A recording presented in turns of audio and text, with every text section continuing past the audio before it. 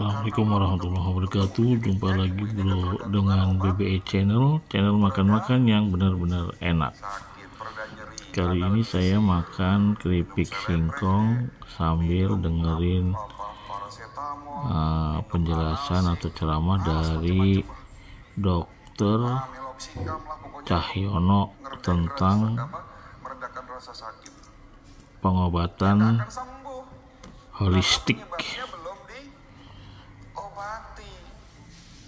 Seru banget ya sambil dengerin Dokter Cahyono menerangkan pengobatan holistik.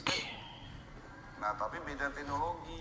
Kalau CT scan di rumah sakit teknologinya MRI, magnetic resonance imaging.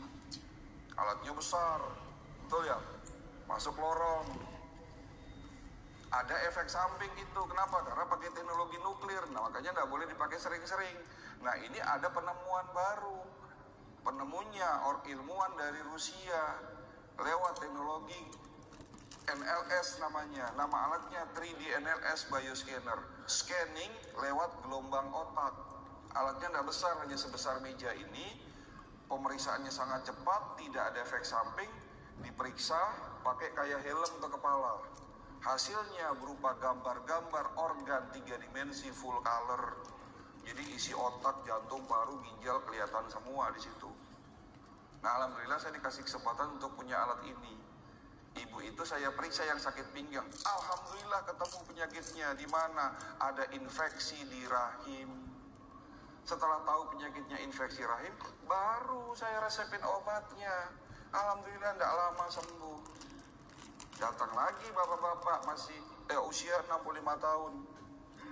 Dok, saya sering mual, sering kembung, ada nyeri di ulu hati. Sudah berapa lama? Sudah 3-4 bulan. Sudah berobat belum? Sudah dok. Sudah diperiksa sampai dalam ususnya belum? Belum dok. Loh. Terus penyakitnya apa? Kira-kira menurut bapak penyakitnya apa? Mah.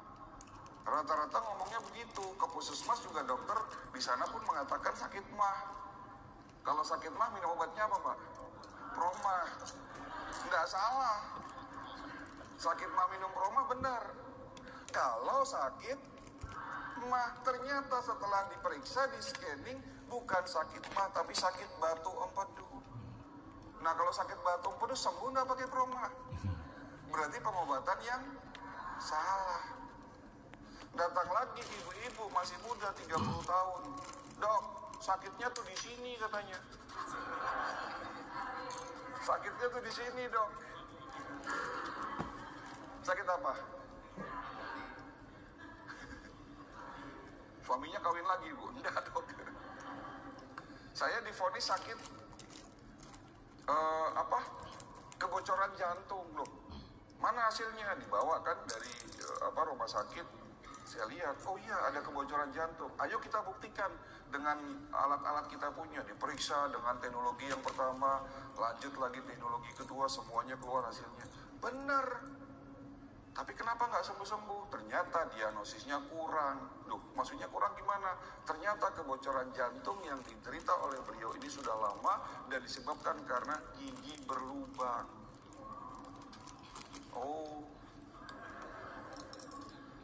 hati-hati pak, gigi berlubang itu tempatnya kuman. Nama kumannya Streptococcus. Nah kuman jenis ini kalau berkembang biak di dalam gigi yang berlubang suka hijrah lewat darah, nempel di jantung, jantung kita bocor.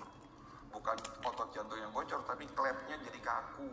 Klep buka tutup jantungnya itu kaku sehingga nggak nutup sempurna, jadi bocor. Bercampurlah antara darah bilikan serambi kanan, serambi kiri atau bilik kanan, bilik kiri bercampur. Yang tadinya darah sehat, darah bersih bercampur sama darah kotor. Makanya ciri-cirinya orang sering sesek, sering capek, ngos-ngosan, dada berdebar-debar, bahkan yang sudah parah itu bisa membiru. Ternyata karena gigi. Makanya kalau ada gigi yang berlubang, buru-buru ke dokter gigi untuk segera diperiksa gitu. Karena bahayanya lagi, selain nempel di jantung, suka nempel di ginjal kita juga jadi bocor. Hanya gara-gara gigi berlubang. Inilah pengobatan holistik. Holistik bukan mengobati rasa sakit. Enggak, bukan ngobatin pusing, bukan menurunkan tensi, bukan hanya sekedar menurunkan gula darah, tapi mengobati penyebab sakitnya. Dengan obat-obat herbal teknologi tinggi, dengan obat herbal yang hanya mengandung senyawa aktif inilah yang mampu melakukan 3 tahapan pengobatan. Detoksifikasi, membersihkan tubuh kita dari oksidasi dan radikal bebas. Terus yang kedua, meningkatkan antibodi tubuh kita. Dan yang ketiga, melakukan regenerasi sel-sel, di mana sel-sel yang rusak dibangun lagi, diperbaiki lagi. Itulah konsep holistik. Ya, jelas ya beda antara holistik, tradisional, dan medis. Bapak Ibu sekalian, masih ada jawaban ketiga. Kenapa penyakit kronis sulit disembuhkan? Untuk menjawab yang ketiga ini saya mau berilustrasi. Masjid ini indah, megah. Ada alarm kebakarannya, Pak? Ada? Oh nggak ada, oke, nggak apa-apa. Suatu saat misalnya beli alarm kebakaran. Dan suatu saat setelah dipasang alarm kebakaran, misalnya tiba-tiba alarmnya bunyi. Berarti ada apa? Ada api, ada kebakaran. Walaupun tidak terlihat, di saat alarm kebakarannya bunyi, berarti ada tanda kebakaran atau konsleting listrik. Apa yang Bapak lakukan? Apa yang Bapak lakukan? Suatu saat alarm kebakarannya bunyi, Bapak dengar dari rumah. Apa yang Bapak lakukan? Datang ke masjid, diperiksa mana yang kebakarannya. Setelah tahu ketemu apinya di mana, dipadamkan, selesai masalah. Tapi yang Bapak lakukan tidak seperti itu. Datang ke masjid, kabel alarmnya diputus, alarmnya tidak bunyi, habis itu Bapak pulang lagi. Apa yang terjadi? Sadar-sadarnya apinya sudah besar. Di saat apinya sudah besar, sulit nggak dipadamkan? Itulah yang terjadi sama tubuh kita. Di saat alarm pusing, pegel-pegel, kesemutan, nyeri, apapun alarm yang dikeluarkan oleh tubuh kita muncul, kita berfokus hanya menghilangkan, mengobati alarm itu sesaat dengan obat-obat kimia, dengan Panadol, dengan Paramek, dengan obat-obat obat-obat anti nyeri, sehingga yang terjadi apa? Jawaban ketiga, penyakitnya sudah terlanjur parah baru berobat. Itulah yang sering terjadi di masyarakat kita. Lihat rumah sakit Darmais, Pak. Main-main ke sana, cek rata-rata yang berobat ke Darmais, kankernya sudah stadium 4. Pindah lagi ke rumah sakit Harapan Kita, rata-rata yang berobat jantung, jantungnya sudah harus pasang ring. Artinya sudah banyak kerusakan, sudah banyak penyumbatan.